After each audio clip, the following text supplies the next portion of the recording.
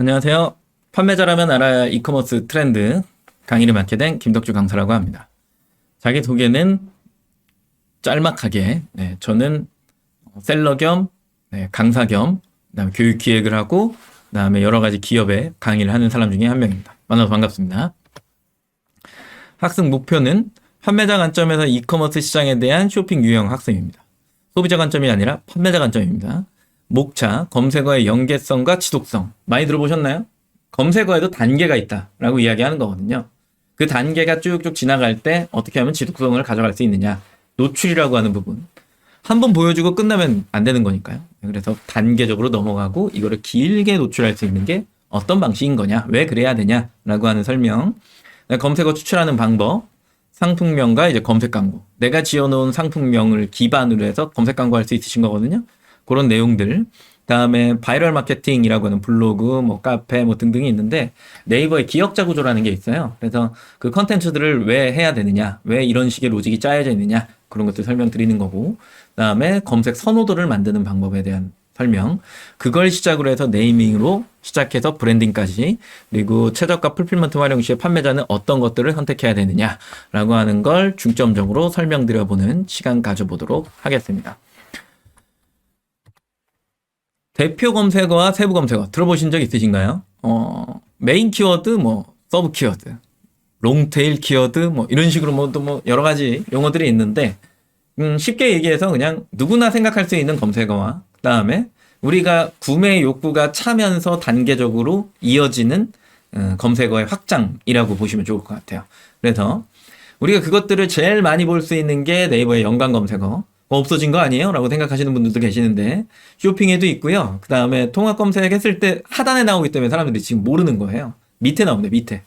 그래서 제일 지금 먼저 보시는 이 쇼핑 연관 검색어 보시면, 면도날 이렇게 검색을 하니까 양날부터 양면부터 질레트, 뭐 와이즐리 요즘에 유행하는 그런, 그리고 가장 사람들이 선호하는 입수, 그죠?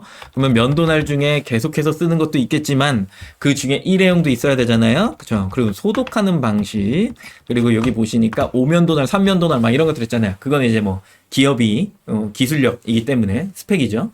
그런 내용들이 한꺼번에 이렇게 취합이 된 거야. 그러면 이 면도날을 검색한 사람 중에 가장 선호하는 게 뭐야? 라고 할 때 많이 이렇게 교차 검색이라고 하거든요. 교차 검색이 많이 일어나는 게 저렇게 앞으로 갖다 붙습니다. 앞으로 붙으면 붙을수록 뭐예요? 연관성이 깊다라고 이야기를 하는 거겠죠. 그래서 검색을 하면 사람들이 다음 검색어는 이거니까 우리는 이거를 보여줄 거야 라고 하는 게 기본적인 네이버의 로직, 연관 검색 로직, 이렇게 이야기를 하는 거죠. 밑에 볼까요? 연관 검색어, 이렇게 이거는 이제 통합 검색 기준, 얘는 쇼핑을 기반으로 한 한정된 검색의 틀, 그리고 얘는 연관 검색어는 이제 확장이죠. 완전 통합 검색. 뭐 뉴스 기사 뭐 이런 것까지 다 합쳐지는 거니까요. 여기 보니까 마삼 연도날, 면도날 세척 뭐 비슷하긴 해요. 양면 면도날 뭐 이런 것들이 있는데 이 부분은 사실상 많이 망가진 부분입니다. 왜 그러냐? 연속해서 이제 네이버가 이 부분을 조작한다, 뭐 한다라고 하는 어떤 소송에 휘말리기 시작하면서 뉴스 기사 찾아보시면 나와요. 그런 것들이 워낙에 나오기 시작하니까 네이버가 이 연관 검색어를 원래 검색바 위에 검색바 아래에 딱 위치해 놨다가, 기억하시죠? 옛날 분들 다 기억하실 거예요? 검색바 아래 놨다가, 뭐 옛날에는 막 그거 있죠. 실시간 검색어 막 이런 것들, 그런 것들을 막 하다가 어느 순간에 너무 공격을 당하니까, 그래, 그럼 우리가 이거 그냥 밑으로 내릴게. 고객들을 현혹시키지 않을게. 우리는 아무것도 안 할게. 이러면서 실시간 검색어 없애면서 연관 검색어도 아래로 내려온 거예요. 우리는 이제 판매하는 사람들이잖아요. 판매자 입장이잖아요. 그래서 우리는 쇼핑 연관만 보시면 됩니다. 위에 거. 혹시나 궁금하시면, 모든 검색 결과 밑에, 통합 검색 기준 밑에 연관 검색어가 있으니까, 그거 한번 찾아보시면 좋을 것 같아요. 같이 비교해 보시면 좋다는 얘기입니다. 그다음에 연관 검색어 개념 이해부터 해볼게요. 연관 검색어, 검색 사용자의 검색 의도를 파악해. 라는 말이에요. 파악한다. 의도를 파악한다는 거 뭐야? 전장표에서 보셨잖아요. 이걸 검색하면 이걸 한다니까요? 뭐예요? 교차 검색이라고 이야기하는 거야. 교차 검색. 그냥 교차로 검색을 하니까 의도가 쉽게 파악이 되겠죠. 그죠? 검색창에서 노는 행위니까. 우리는 검색의 의도를 세분화할 거야. 무슨 얘기예요? 메인 검색어만 있는 게 아니야. 그걸 검색을 기반으로 해서 파생되는 검색어들이 있어.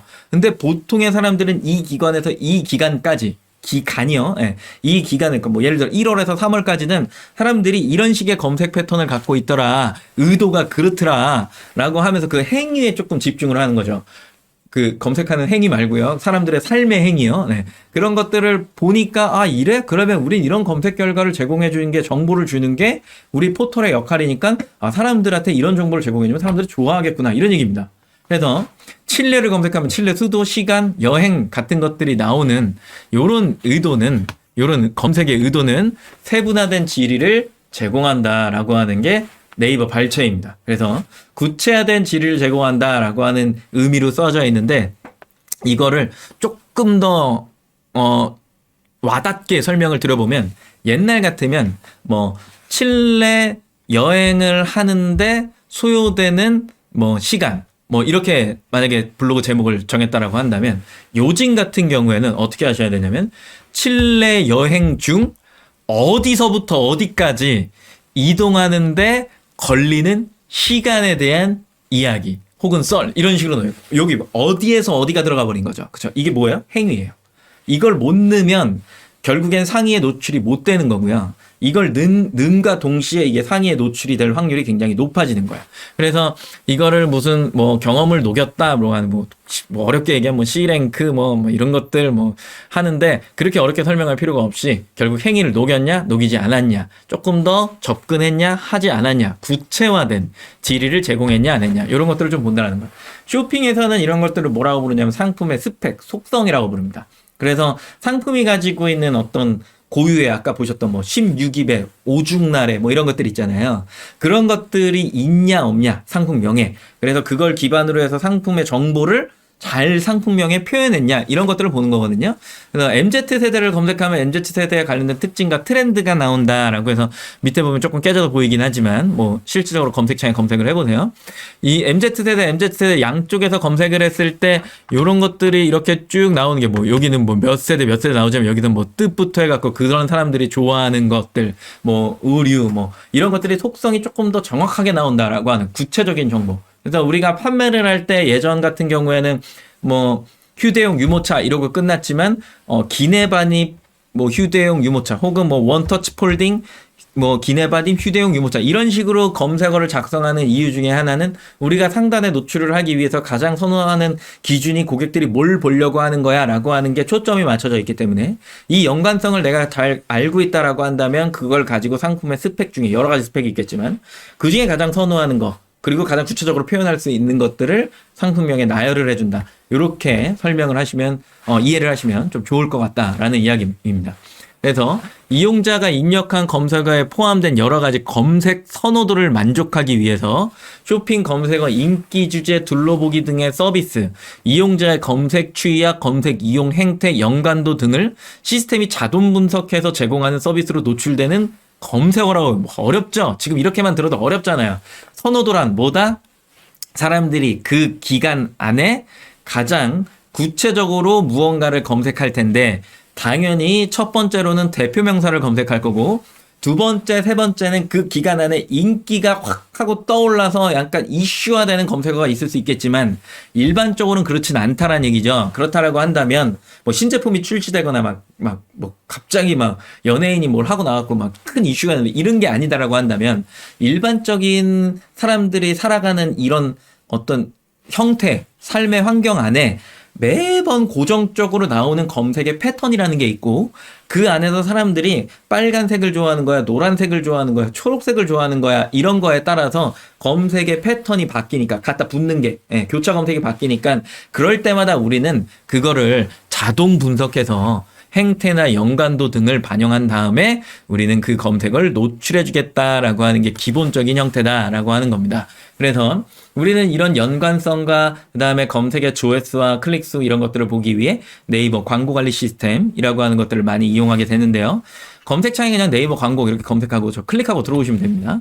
들어오고 나서 상단에 여기 도구가 있죠. 여기 도구를 클릭하면 키워드 도구라는 게 나와요. 그럼 이 지금 보시는 화면이 나오는 거고 대표 명사 하나를 딱 넣은 다음에 요 파란색 버튼인 좋아하기 버튼을 누르고 요 보시면 모바일 이렇게 돼 있죠. 모바일로 한 번 클릭, 두 번 클릭하면 요거 정렬하는 버튼이잖아요. 요걸 검색하면 검색 기반으로 해서 쭉 나와요. 면도기 날 이렇게 하니까 생각보다 조회수가 몇 밖에 안 나요? 1000밖에 안 나오는 거죠. 면도기라고 표현하기에는 면도기는 전기 면도기를 포함하고 있기 때문에 4만 조회수 중에 과연 저게 정확한 걸까? 라고 하면 좀 이상한 거죠. 그죠? 그리고 면도날 와보니까 8250. 차라리 면도날이 난 거 아니야? 막 이런 식으로 이제 가는 거죠. 그래서, 칼면도기, 면도기 날, 면도날, 이게 비슷한 유형을 이제 가지고 있는 거고, 거기에 뭐가 붙는 거야? 질레트, 막 이런 것들이 이제 붙기 시작하는 거죠. 그죠? 흔히들 아는. 그리고 이거를 전기 면도기 이렇게 검색하면 그쪽으로 넘어가 버리지만, 우리랑 지금 검색한 기준으로 하면 우리랑은 조금 거리가 먼 거니까. 예. 나한테 정확한 검색어는 뭐냐? 연관도로 붙어 있는 게 뭐냐? 그걸 또 보는 게 클릭률입니다. 네, 클릭률이요. 이런 것들을 쭉 보면서, 연관도가 이런 게 깊고, 이거랑 같이 검색이 되고 하니까, 그러면 쟤네들을 중복되는 단어들을 제거하고 단어들을 하나씩 나열을 해보면 결국에 그거는 내가 원하는 검색의 패턴이 아닐까라는 생각을 해보게 되는 거죠. 아까 페루 날씨였나요? 어디 날씨였죠? 아무튼 그냥 페루 날씨, 페루 여행 이렇게 했다라고 한다면 그런 키워드가 붙는 이유는 결국에 날, 칼, 면도 이런 것들을 다 추천 이런 것들을 다 이렇게 분리를 하다 보면 결국에는 이런 애들이 같이 교차 검색이 일어나서 그러면 이 중에 가장 좋아하는 건 뭐야? 그 중에 질레트를 가장 좋아할 수도 있는 거잖아요. 그렇죠? 그렇기 때문에 면도 날보다 질레트 실드 옐로우 더 많진 않네요. 비슷한 조회수를 보이는 이유 중에 하나는 사람들이 저걸 검색하고 저게 가장 선호하는 기준이다라고 보여지는 거죠. 그렇죠? 그런데 여기에서 새로운 아이템을 가져와서 면도기날 시장에 어떤 획을 그어볼까라고 한다면 질레트보다 조금은 유명해져야 된다라고 하는 어떤 힌트가 좀 나오는데 그건 현실적으로 힘들죠. 그렇죠? 네, 농담 한번 해봤고요. 검색 키워드 조합 플러스 분신술 상품명에다가 위에 보시는 건 네이버의 상품명이고요. 스마트 스토어. 밑에 보시는 건 이제 지마켓 옥션 ESN 플러스의 상품명을 기입하는 공간이죠. 요즘에는 다 길게 기입할 수 있어요. 심지어 이제 수정도 다 가능한 여기 불가라고 되어 있지만 최근 정책에는 특정 카테고리 빼고는 또 수정이 가능합니다. 그래서 이런 것들이 이제 검색을 내가 많이 넣어놓으면 넣어놓을수록 많이 검색이 된다라고 하는 것들이 있는데 네이버 같은 경우에 스마트 스토어 같은 경우에는 여기에는 순서의 배열이라고 하는 패턴을 하나를 또 보게 되고요. 여기는 그거랑 상관없이 그냥 갖다 넣으면 같이 조합돼서 이렇게 보여지는 형태죠. 그러면 위쪽에서 판매를 할 땐 패턴이 중요하고 아래쪽에서 할 때는 이 검색 기준으로 해갖고 또 광고를 할 수 있다라고 하는 또 전제 조건이 따르는 거거든요. 그래서 시스템의 어떤 기준이나 플랫폼이 가지고 있는 성격들을 공부하지 않으면 다 전체 사이트에 똑같은 상품명을 넣어놓고 왜 여기에서는 잘 안 팔리지? 이런 약간 이상한 생각을 하게 됩니다. 안 팔리는 게 아니라 시스템의 정확한 그 노출의 기준을 맞추지 못했기 때문에 내 상품이 보여지지 않는다라고 표현하는 거거든요. 그래서 기본적으로 비슷한 형태 이렇게 넣으면 알아도 되겠지라고 하는 형태를 띠고 있지만 이 수준이 조금씩은 다 다르다. 요거는 좀 알고 계셨으면 좋겠어서 부연 설명 조금 드렸고요. 그래서 그러면 네이버의 순서 배열은 뭐야? 라고 할 때 기본적인 거예요. 이거는 무조건 이렇게 해야 됩니다가 아니라 제조사 브랜드 모델명 가전에서 시작을 한 거의 대부분 알고리즘을 짤 때 거의 대부분 가전을 기준으로 짜거든요. 왜냐면 매출이 가장 크기 때문에. 냉장고를 예로 들어 본다라고 한다면 제조사 삼성전자, 브랜드 비스포크, 모델명은 R1754 B WZW 이런 식으로 막 하잖아요. 모델명 좀 뒤로 한다 치고 제조사 브랜드가 굉장히 중요하다는 거죠. 근데 일반적으로 우리가 판매하는 상품들은 제조사가 존재하기가 힘듭니다. 그래서 우리는 브랜드와 키워드 보통은 이런 식의 패턴을 가져가죠. 그래서 이 순서의 배열을 어떻게 가져갈 거냐라고 하는 검색 상품명의 패턴, 조금 어렵게 표현한 게 이제 상품명의 SEO, 이런 것들을 이렇게 최적화, 이런 것들을 이야기하거든요. 그래서 여기 밑에 보면은 상품명 검색 품질 체크 이렇게 되는데 이건 클릭하면 그냥 다 만족이라고 뜹니다. 그래서 요 패턴에 대한 이해를 하시는 게 네이버의 기본적인 상품명이다라고 보는 거고. 그리고 가져와서 이게 가격 비교로 팔 거야? 아니면은 그냥 스마트 스토어 단독으로 팔 거야? 위에가 가격 비교, 아래가 스마트 스토어 단독. 이렇게 표현되는 건데. 할 때마다 이게 매번 바뀌어요. 아까 얘기한 대로 가격 비교는 뭐랑 뭐가 붙은 거죠? 제조사랑 브랜드가 붙은 거죠? P&G의 질레트잖아요. 근데 아래쪽에 내려가는 스마트 스토어로 파니까 얘가 어떻게 됐어요? 브랜드랑 키워드로 바뀌었죠. 여기 같은 회사 상품인데 왜 노출의 기준이 달라? 라고 이야기를 한다면 이거는 이제 저한테 물어보시면 안 되고 네이버 로직이 이렇게 짜져 있는 겁니다. 그리고 아까 상기시켜보면은 쇼핑 연관 검색어에 또 뭐가 있었냐면 오죽날 막 이런 거 있었죠. 몇 개 입 있었죠. 그죠? 이런 것들이 잘 반영이 된 게 가격 비교인 거예요. 그러면 내가 스마트 스토어로 팔 때도 그런 거를 해주면 되잖아. 해주면 되잖아. 라고 하는 것들이 이렇게 또 표현이 되어 있는 거죠. 그죠? 그래서 이 두 가지가 비슷한 성격을 띠고 있는데 상품명의 패턴만 조금은 다르다. 그리고 상품이 껴있냐, 그리고 단독으로 파느냐, 뭐 이런 식의 조금 뭐 이런 분리가 조금 있는 거죠. 그리고 어느 특정 카테고리에 가보면, 검색 결과에 가보면 뭔가를 검색했더니 가격 비교면 주구장창 떠. 그럼 브랜드의 강화가 엄청나게 돼 있는 카테고리인 거예요. 예. 그런 경우에는 거기는 가격 비교를 무조건 생성해야지만 상위 노출이 가능. 스마트 스토어 단독으로 파는 거는 조금은 역부족. 뭐 이런 식으로 이제 분리가 좀 되는 거거든요. 좀 어려운 이야기니까. 근데 여기 안에서 기본적으로 판매자가 어떤 식의 검색 결과에 어떤 식의 패턴을 가지고 있는 거야를 눈여겨보실 필요는 반드시 있다. 그리고 그 패턴이 어떤 식으로 흘러가느냐에 따라서 내 판매 방식이 가격 비교냐 스마트 스토어 단독 판매냐에 따라서 요 상태의 패턴도 완전히 달라진다. 요거 꼭 기억하셔야 됩니다. 그다음에 이쪽으로 넘어왔죠. 지마켓 옥션 11번가 인터파크. 우리가 생각하는 일반적인 중개형 사이트의 전형적인 전통이 있는 그런 사이트. 여기는 그냥 검색의 조합이에요. 검색어를 막 나열하면, 단어를 막 나열하면 알아서 앞뒤로 자기들이 막 섞어갖고 막 검색 결과에 다 표현을 해주죠. 그러다 보니까 그냥 막 넣는데 여기에 보여지는 이 PNG 샵이 왜 저런 식으로 저거는 약간 네이버의 상품명 아니야? 라고 생각할 정도로 저렇게 넣은 이유는 왜 그럴까요? 위에 써져 있죠. 네이버 가격 비교로 인한 상품명 실수인 겁니다. 오히려 여기에는 더 많은 키워드를 넣을 수 있었어야 돼. 뭐 칼, 면도날, 면도날에 칼이라는 표현이 막 들어가 있었잖아요. 그런 것들도 막 넣어주고, 아까 뭐 남자라는 것도 좀 있었고, 뭐 옐로우란 단어, 이게 옐로우니까요. 옐로우란 단어도 좀 포함되어야 되고, 뭐 이런 것들이 좀 있거든요. 근데 그런 것들을 하나 무시하고 간 이유 중에 하나는 이 사람은 전장표에서 보셨던 이런 식으로, 이런 식으로 판매를 하고 싶은 거예요. 그러면 이 브랜드 카탈로그에 G마켓 상품을 끼워 넣으려면 패턴을 맞춰야 되고 그 패턴이 잘 적용된 게 지금 보시는 장표에 이런 식의 상품명의 패턴이 나와줘야 되기 때문인 거죠. 그래서 네이버 가격 비교로 인한 상품명 실수다라고 하는 건 일반적인 오픈마켓에서 판매하시는 분들이 저지른이라는 표현이 좀 이상하긴 하지만 쉽게 범하는 저지르는 실수 중에 하나다. 그래서 G마켓에서 내가 상품명을 넣는다라고 한다면 아까 보셨던 네이버 광고에서 조금 더 나오는 키워드들을 추가하셔도 상관없는데 굳이 저렇게 패턴에 맞춰서 짧게 넣을 필요가 있었느냐 약간은 실수한 거 아닐까라는 생각을 좀 해봐야 된다. 이런 식의 상품명이 다 작성이 되고 내 상품이 쇼핑이든 G마켓이든 옥션이든 실버가든 이런 쪽에 각각의 패턴에 맞춰서 여러 노출을 시도하고 있겠죠. 그쵸? 그러면 내가 쇼핑 안에서는 해결이 됐다 이거예요. 그런데 고객이 이런 통합 검색에 나와갖고 블로그도 보고 카페도 보고 지식인도 검색해보고 여러 가지 행위를 할 거잖아요. 동영상도 찾아보고. 기억자를 점령하라. 여기 보시는 이 점점점 있죠. 네이버에 모든 검색하면 이 점점점이 있거든요. 점점점을 검색하면은 기억자 바가 이렇게 쫙 하고 나와요. 요 앞에 이런 게 있는 이유 중에 하나는 제가 여기에다가 면도날을 검색하고 면도날을 검색한 사람들은 많은 사람들은 쇼핑을 가장 많이 봐 라는 이야기인 거예요. 그 다음에 이미지를 많이 보나? 조금은 의아하긴 한데 그렇다고 하네요. 뷰를 블로그 카페를 많이 보나?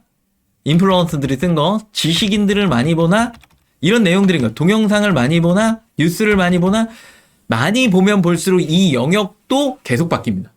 고객이 검색하고 어느 영역을 가장 많이 보는 거야는 사실 뭐 이거 보지 않고 스크롤 바를 아래 내려보면 이 파워링크가 끝나는 바로 그 다음 지점에 뭐가 나오느냐가 굉장히 중요한 거거든요. 그런 식으로 해갖고 주요 컨텐츠가 나오는 애들을 이런 식으로 계속해서 표현해 주는 겁니다. 당연히 면도날을 검색하고 도서를 본다거나 뮤직을 듣는다거나 지식백과를 찬다 이런 사람들은 없겠죠. 그러니까 이 애들이 다 뒤로 영역은 있긴 있는 거니까 안 보일 뿐이에요. 그냥 뒤로 미뤄진 거고 많이 보는 영역이 앞쪽으로 쭉 하고서 나열되어져 있더라. 그렇다면 내가 면도날을 파는 사람인데 바이럴을 시작할 거야? 쇼핑은 이미 내가 상품을 등록했기 때문에 끝났어. 내가 그 상품을 등록하면서 상세 페이지 영역에 이미지도 넣었으니까 그 영역도 다 한 것 같아. 그러면 그 다음에 무슨 마케팅을 하시는 거야? 블로그 마케팅 하시는 거잖아요. 당연하잖아요. 이게 그냥 짜여져 있는 거라니까요. 그 다음에 뭐 하실 거예요?知識 작업 하실 거잖아요. 그러면 내가 뷰를 하면서 블로그 막 하면서 내가 써요? 아니요? 의뢰하실 거잖아요. 체험단. 인플루언서가 써주잖아요. 그럼 그 영역에 노출이 또 되겠죠? 그 사람이 쓰면서 자기는 인플루언서니까 상위에 노출시켜야 된다라는 압박을 갖고 있어요. 그러면 뭘 넣겠어요? 게시글에 동영상을 넣어준단 말이에요. GIF 막 이런 거 동영상 막 이런 거 막 넣어줘요. 그러면 걔네들이 탁 하고서 이제 동영상 영역에 노출되겠죠. 굳이 내가 뭔가를 했던 건 쇼핑과 의뢰밖에 없는데요. 네, 기억자가 점령되기 시작하시나요? 그 다음에 조금 더 기회가 되고 여윳돈이 좀 되시면 한 3만 원, 5만 원, 요즘 단가 좀 올라갔던데 그래도 8만 원, 한 10만 원 하는 것 같아요. 아무도 모르는 듣보잡 뉴스 기사, 언론 이런 쪽 있잖아요. 그죠? 그런 쪽에 그냥 쪽지를 한번 보내세요. 저는 이런 원고의 내용을 뉴스 기사로 싣고 싶습니다. 라고 하면 좋아합니다. 기자님들이. 알았어요. 써줄게요. 그러면서 원고를 일부 수정해줘요. 노출이 잘 되게. 그렇게 써주세요. 라고 하면은 그거를 일정 비용을 받고 언론사에서 뉴스 기사를 발행해줍니다. 이런 건 언제 하면 좋을까요? 신상품 런칭할 때. 그리고 뭐 내 상품에 어떤 뭐 행사가 들어갈 때. 이럴 때 그냥 뉴스 기사 조금씩 발행해 주시는 거예요.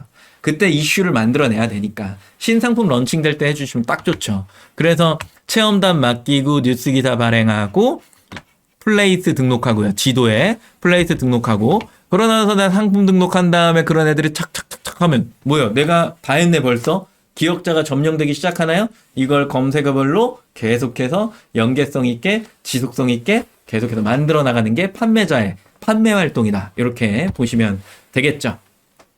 그 다음에 이제 검색 선호도를 만들어내셔야 되는데 지금 보셨던 기억자도 그렇고 쇼핑도 그렇고 노출을 시켜야 돼요. 아까 면도를 하니까 질레트에 P&G의 질레트 뭐 이렇게 뜨는 것처럼 뭐 그 뒤에 뭐 옐로우 뭐 프로실드 뭐 어쩌고 이름이 막 있잖아요. 시리즈명이.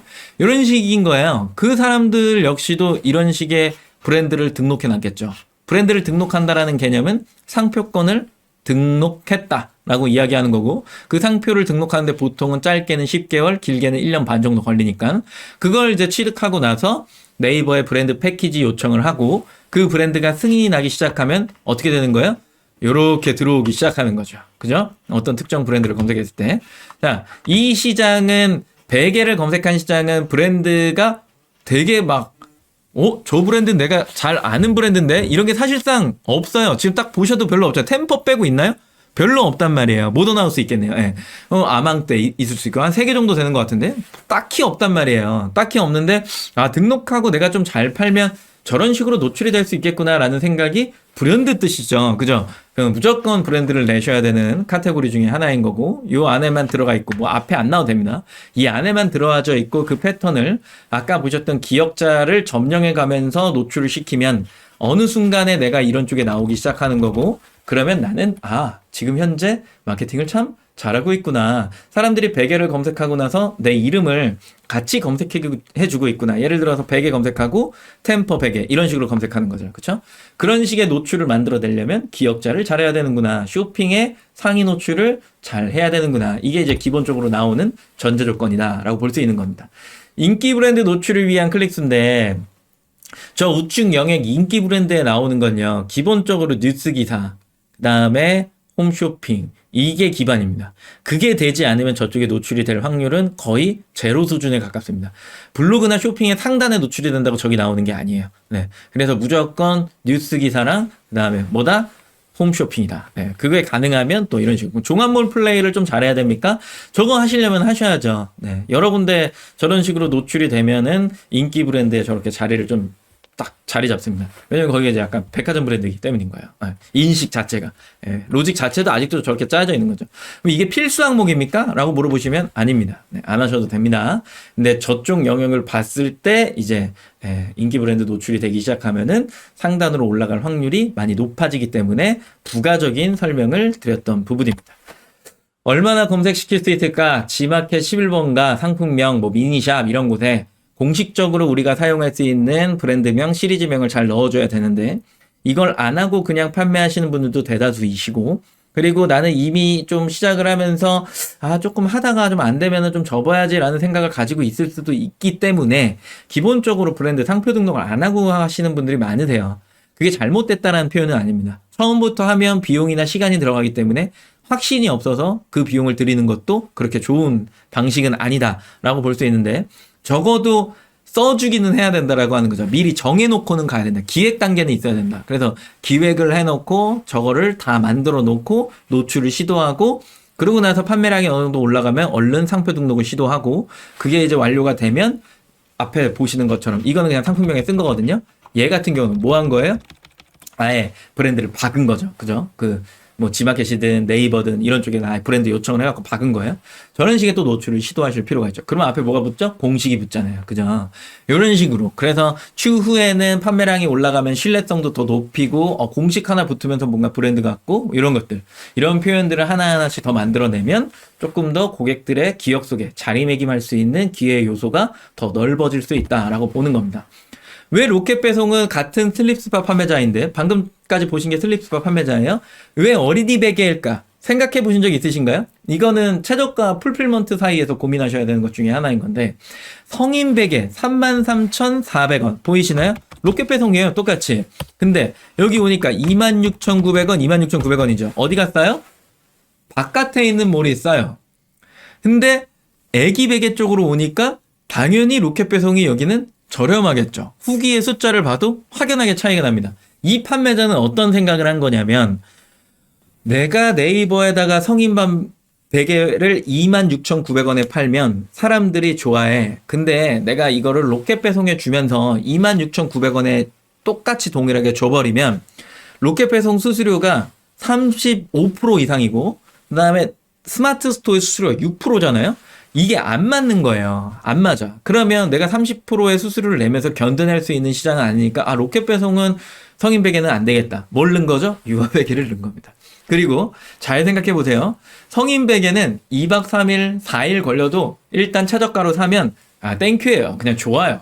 근데 애기 베개는요. 빨리 해주고 싶잖아요. 내일 왔으면 좋겠잖아요. 그런 어떤 고객의 성격을 또 본 겁니다. 그래서 애기 베개는 빨리 받을 수 있고 그리고 수수료를 조금 더 또 비싼 고부가치를 내는 시장이기도 하니까 비싸게 팔아도 또 잘 판매되는 곳들 중에 하나니까 얘는 가격을 높여서 로켓 배송의 입점 주력.